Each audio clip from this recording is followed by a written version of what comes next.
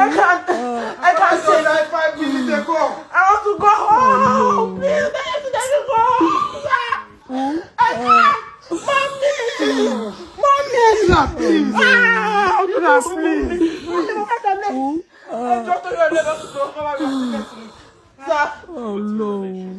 No, please She's my daughter. sister's Please daughter. tell her that they should buy my ticket so that I can go home. I want to go and see my daddy before he gets buried. Please. Can you sit down? No, I don't want to sit down, please. I don't want to She's sit pregnant. down. She's pregnant. I don't want to sit. I don't want to sit. I don't want to. Ẹ̀yin èèyàn, ìròyìn tó bani nínú jẹ́ rèé, tó bani lọ́kàn jẹ́ lórí ọ̀rọ̀ Mr. Taiwo Ogogo. Wọ́n ti jẹ́ Ọlọ́run nípè bá a ṣe ń bá yín sọ̀rọ̀ yìí. Ikú pa Abiri, Abiri ti kú o.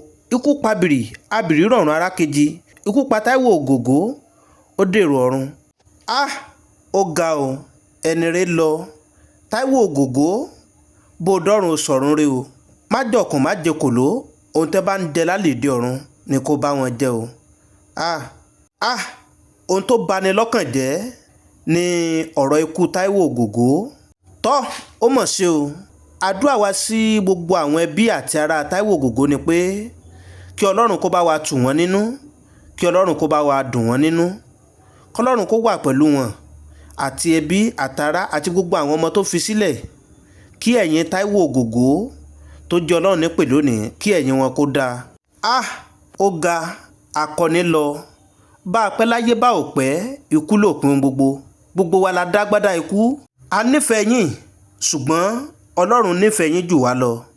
Ó wù wá bí ká jẹran pẹ́ lẹ́nu, ṣùgbọ́n òǹfà ni ò jẹ́. Ó mọ̀ ṣe o.